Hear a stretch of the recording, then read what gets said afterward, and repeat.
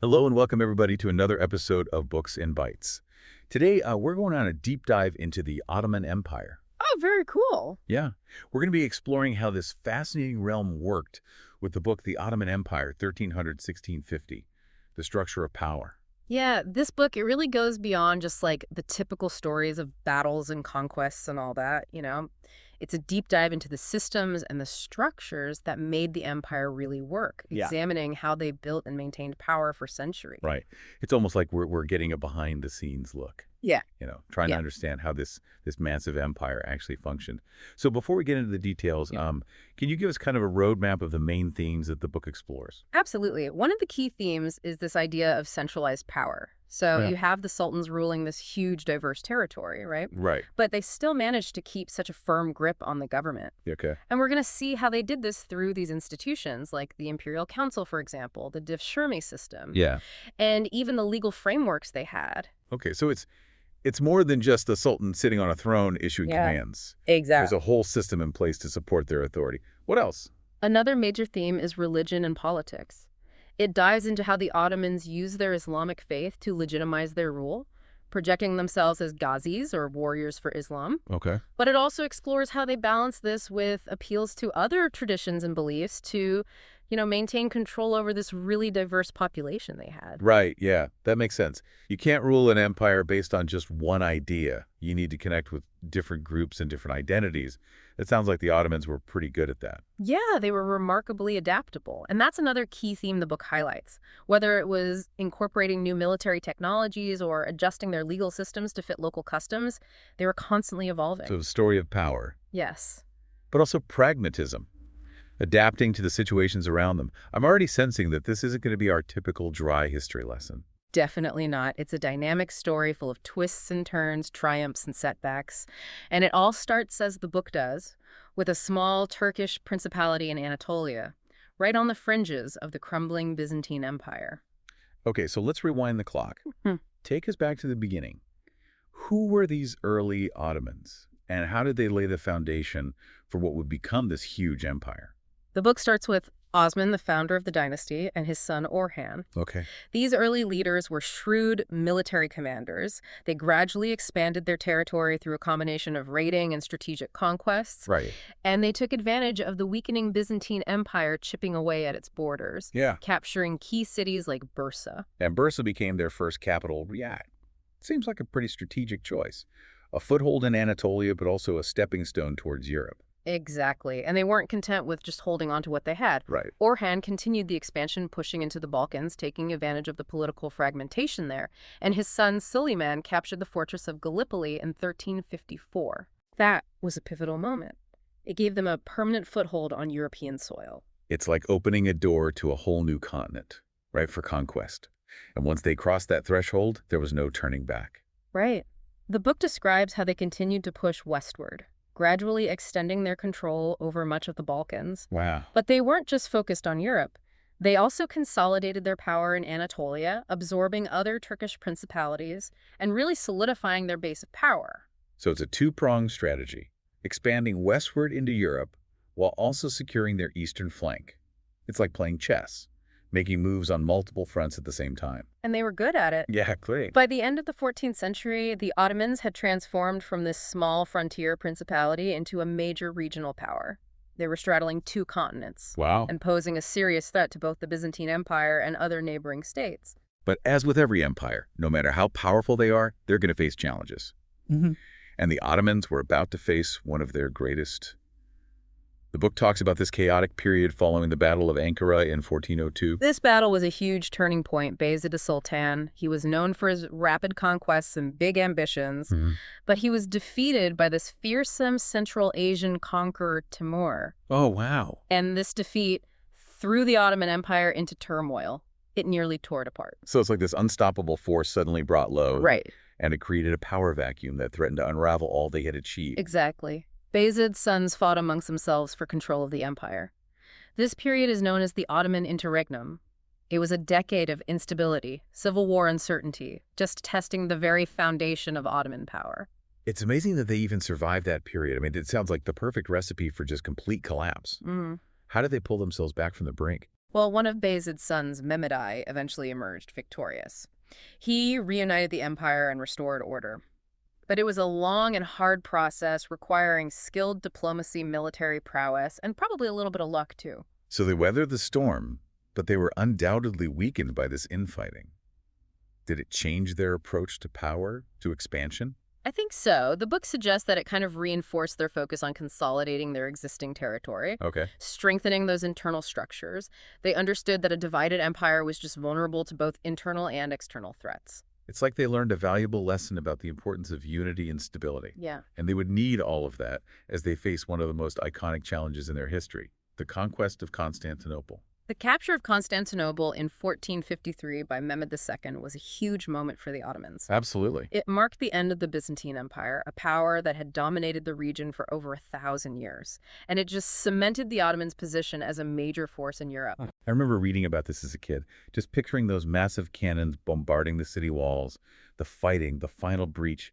It's one of those historical events that really captures your imagination. It does. And the book goes beyond that dramatic narrative, exploring the strategic thinking and logistical challenges involved in this undertaking. It details how Mehmed II really meticulously planned the siege, assembled this massive army and navy. Wow. He even had this giant cannon forged specifically for this campaign. It sounds like an incredible feat of engineering and military organization. But it wasn't just about brute force, was it? They also had to overcome the city's defenses, its strategic location, and its symbolic importance. Absolutely. The book describes how they used innovative tactics, technological superiority, and just sheer determination to break through Constantinople's defenses. Wow. They even transported ships overland to bypass the city's chain across the Golden Horn. What? A true testament to their ingenuity and their willingness to really think outside the box. It's like a classic underdog story, right? Yeah. This small Turkish principality overcoming seemingly impossible odds to take down one of the longest-lasting empires in history. It's no wonder that this victory became such a cornerstone of Ottoman identity. It was a symbol of their power and their destiny. Right. And with the capture of Constantinople, the Ottomans had achieved something really remarkable. They had bridged Europe and Asia, established themselves as a major player on the world stage. But the question remained, how would they manage this huge empire? How would they transform from conquerors into rulers? That's where those systems and structures come into play, right? All those mechanisms of power we talked about earlier. Exactly. And the book dives deep into how they built and maintained these systems, starting with the role of the sultan, the absolute ruler at the heart of the Ottoman Empire. Okay, so let's step inside the palace walls. What was it like at the top? Was it just the sultan issuing decrees, or is there more to it? The book really paints this picture of the Ottoman court. Okay. It was this complex and often intriguing world of advisors, viziers, eunuchs, all vying for power. So it wasn't just the sultan calling all the shots. There were power struggles, alliances, betrayals, all those things you'd expect when the stakes are that high. Absolutely. And the book doesn't shy away from, like, the darker aspects of palace life, the intrigues, the plots, the occasional execution of rivals. Wow. It's a reminder that even in absolute monarchies, power is rarely absolute. Okay, so we have the sultan at the top and this inner circle of advisors and officials. But how did they actually govern this huge territory, this mosaic of different cultures and religions? Well, that's where the Ottoman system of provincial administration comes in. Okay. They divided their empire into provinces, each ruled by a governor appointed by the sultan. So it's kind of like a pyramid structure, Yeah. with authority flowing down from the center to these outer regions. But how did they make sure that these governors stayed loyal? That they didn't just become like mini sultans ruling their own little kingdoms? That's a really good question. The book explores how they used a combination of incentives and punishments. Okay. Governors were given quite a bit of autonomy in running their provinces, but they were also subject to oversight and could be removed or even punished if they stepped out of line. It's a balancing act, right? Giving them enough power to be effective, Yeah. but also keeping them on a tight leash. Yeah. And this system wasn't just about collecting taxes or maintaining order. They also had to build and maintain a powerful military to defend this territory and continue expanding. Right. The book really delves into the structure and evolution of the Ottoman military, from their early reliance on light cavalry Okay. to their later embrace of gunpowder technology and creation of the famous Janissary Corps. Oh, the Janissaries? Those elite soldiers, loyal only to the Sultan, feared throughout Europe for their discipline and ferocity. Tell me more about them. The Janissaries were really unique. They were recruited through the Devshirme system, where Christian boys from the Balkans were taken converted to Islam and rigorously trained to be soldiers. So they were creating their elite fighting force from the sons of their conquered subjects. Yeah. It's both brilliant and kind of brutal at the same time. It's complex and controversial, but it proved really effective. These Janissaries owed their allegiance directly to the Sultan. Okay. It formed this powerful and loyal army that played a key role in Ottoman conquest for centuries. So they had the loyalty of the Janissaries' control over the provinces and the Sultan's authority. Yeah. It sounds like a recipe for success. But they also needed a legal system, right? They did. A framework for governing this diverse and complex empire. And that's where the book's exploration of Ottoman law gets really interesting. They had this dual system Islamic law based on the Sharia, Right. operating alongside what they called Ottoman law, which was based on custom decrees and practical considerations. So a mix of religious and secular legal traditions. How did that even work in practice? Did they clash? Did they complement each other? Was it just a recipe for confusion? It was surprisingly cohesive, at least for much of their history. Okay. The book details how Islamic law provided the foundation for many legal matters, especially those related to personal status, family law, and religious practices. So like a clear framework for those fundamental aspects of life, Yeah, grounded in religious principles. exactly. And they also developed Ottoman law to address more practical aspects of governance, like taxation administration, even military affairs. So a very pragmatic approach, adapting their legal system to the realities of ruling this vast multicultural empire. It's a theme we've seen already. This ability to balance different ideas and traditions to maintain their grip on power. Exactly. And it's this adaptability, this willingness to innovate and evolve that allowed them to overcome so many challenges, to expand their borders, to build one of the most enduring empires in history. But just like with all empires, their story isn't without its darker chapters. Right, of course. We can't forget about the conquests, the battles, the sometimes brutal realities of power. And we haven't even touched upon their relationship with Europe, their rivalry with other empires, the internal struggles that would weaken them from within. Those are stories for another part of our deep dive. But for now, I think it's important to recognize the Ottomans' achievements, their ingenuity in building and maintaining such a vast and powerful empire for so long. Absolutely.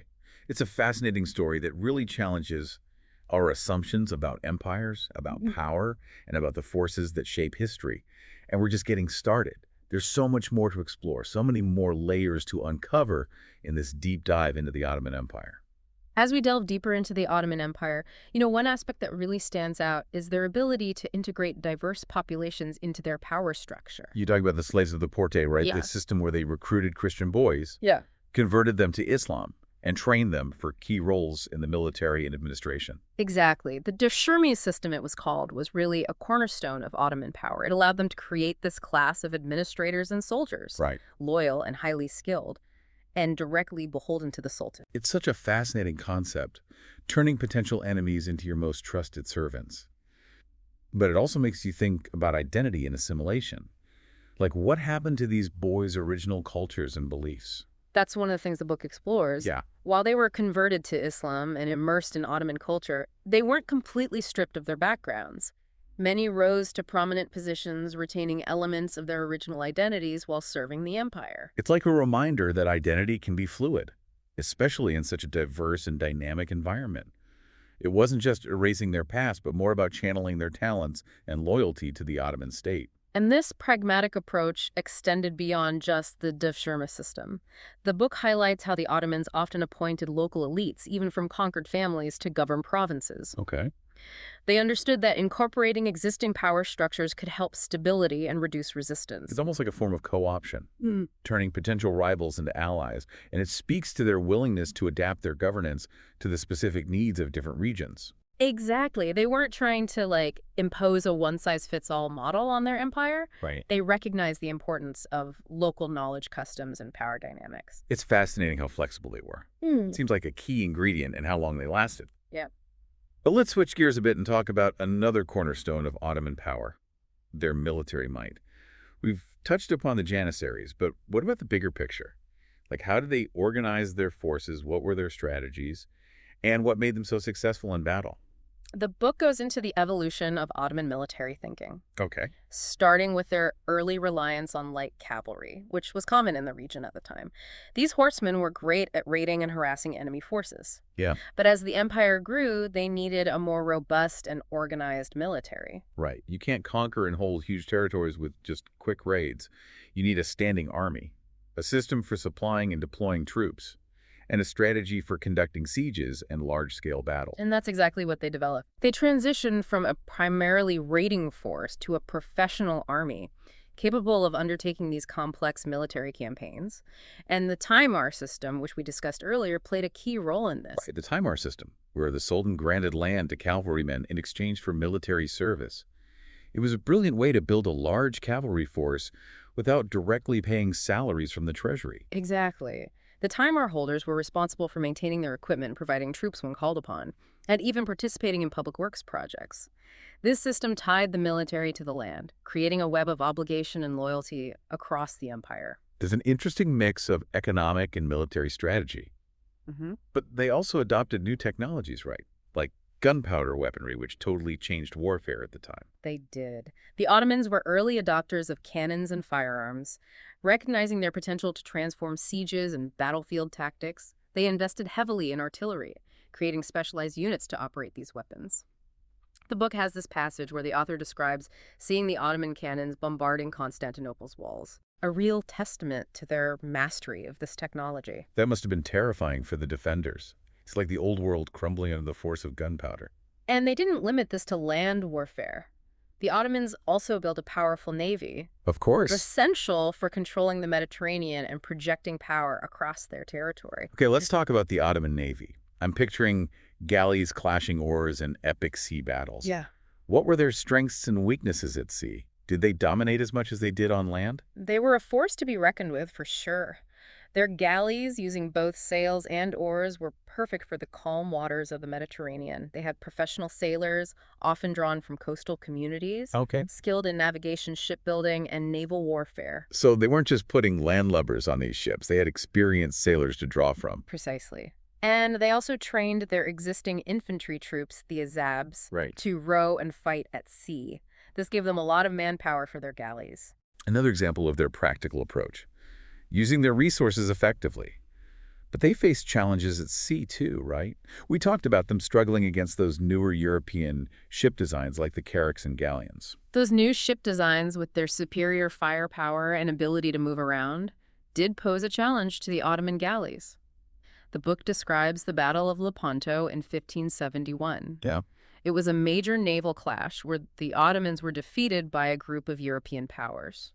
That battle is often seen as a turning point, like a sign that their naval power was declining compared to European technology.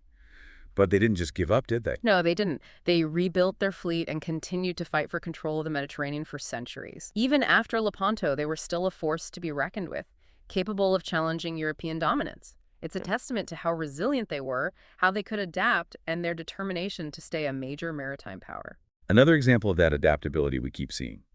But power isn't just about military or administration. It's also about ideas, beliefs, and the systems that make rules seem legitimate. Let's dive into Ottoman law and how they made a system for governing this vast, diverse empire.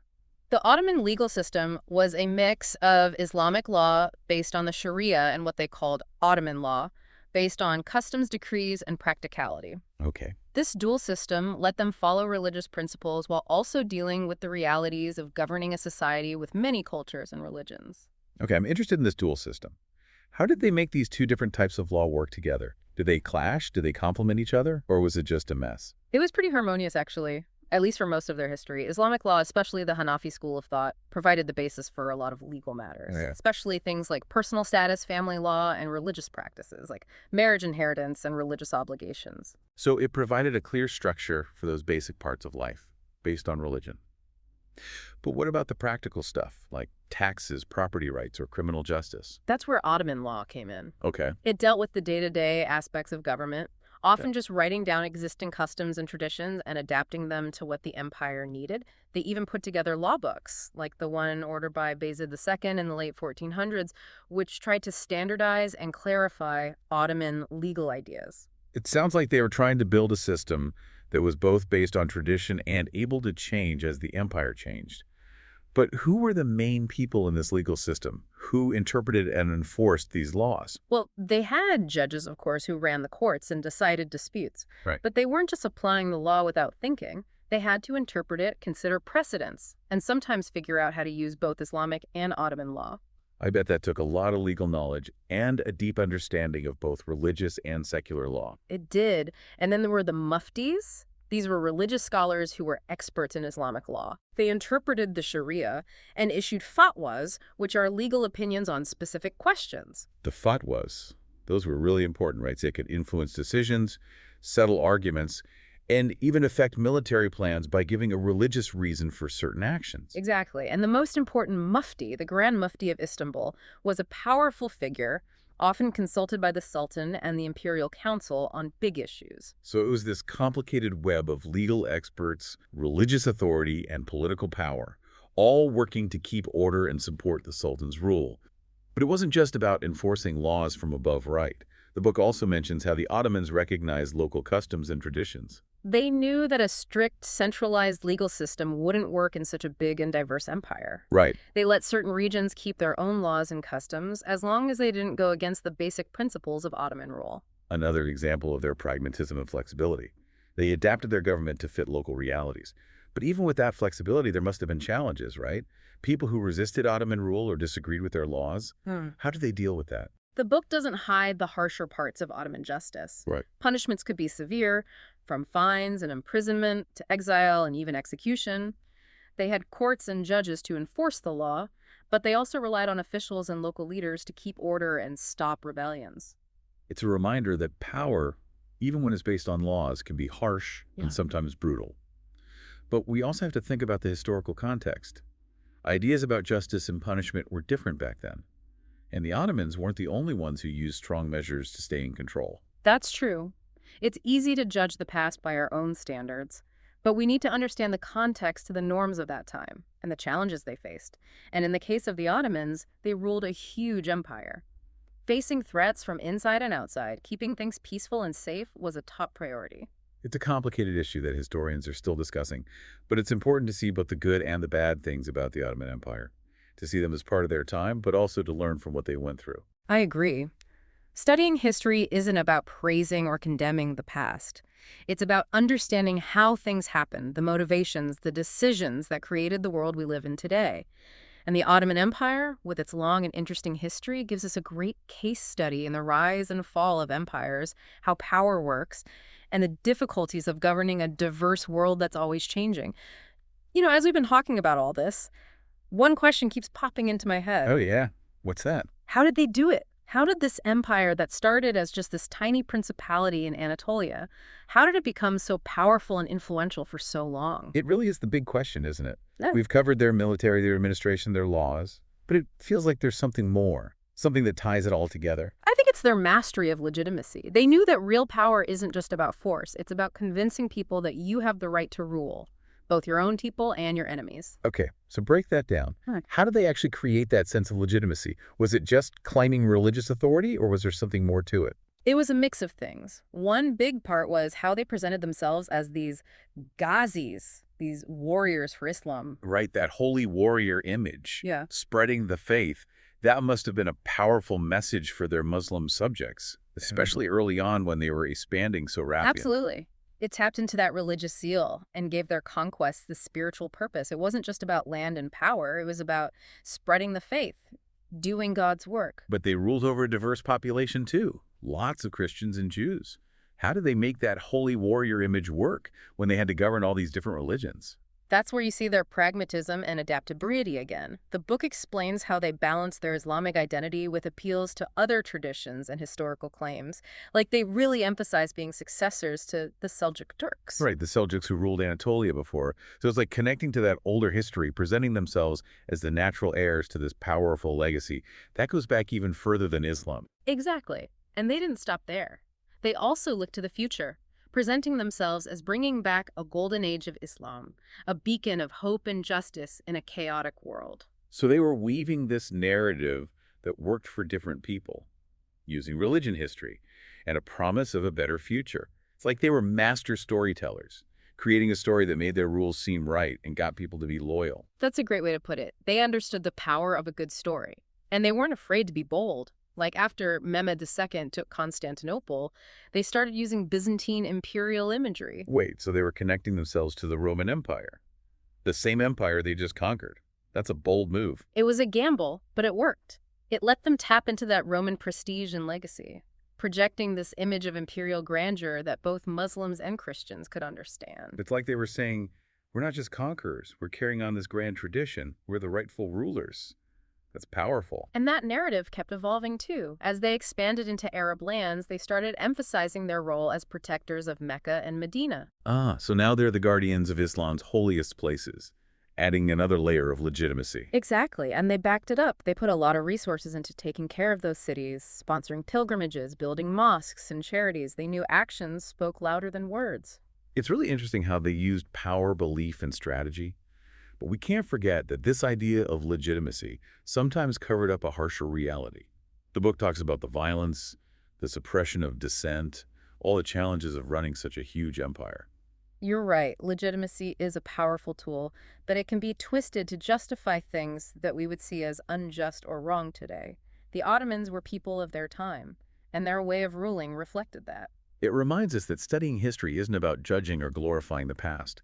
It's about understanding the complexities, the contradictions, the choices that made the world what it is, and the Ottomans, with all their successes and failures, they left a mark on history that we still see today. Absolutely. Their story makes us rethink what we think about empires and power, about how civilizations change. It's a story of ambition, of innovation, of cultures mixing, but also of conflict, of oppression, of that human struggle for power and legitimacy. And it's still relevant today as we try to figure out identity, diversity, and the impact of empires in a globalized world. Yeah. What can we learn from the Ottomans? What can they teach us about dealing with our own complicated times? That's a great question. Maybe one thing is the importance of being able to adapt, to realize that power isn't fixed. It has to change and adjust to survive in a changing world. That makes sense. The Ottomans were so good at adapting, whether it was using new technologies, changing how they governed, or even changing their story to appeal to different people. They knew that being inflexible would lead to failure. And another lesson could be how important it is to understand and respect diversity. The Ottomans, despite their problems, built this huge empire with so many different cultures, languages, and religions. They saw, at least to some extent, that diversity could be a strength, not a weakness. It shows us that building a fair and just society means being open to differences, finding ways to connect with each other, creating that sense of belonging even when people are different. It's something we're still working on today. And maybe the Ottomans can teach us something about it. I think so. The Ottoman Empire, with all its complexity, gives us so many lessons if we look closely at their history. Their successes and their failures help us understand the forces that shape the world. It's a journey that makes us question our assumptions, learn more about the past, and maybe even see the present and future in a new light. This has been a fascinating dive. I feel like we've barely scratched the surface of this incredible empire. But I'm excited to keep learning more about their art, their culture, how they influence the world we live in. And that's the great thing about learning, right? It never really ends. It's all about discovering and exploring. The Ottoman Empire, with all its history, offers so much to those who want to understand how our world came to be. So to everyone listening, keep exploring, keep asking questions, keep learning. The past is always with us. It's waiting for us to rediscover it and learn from it. Until next time, happy exploring.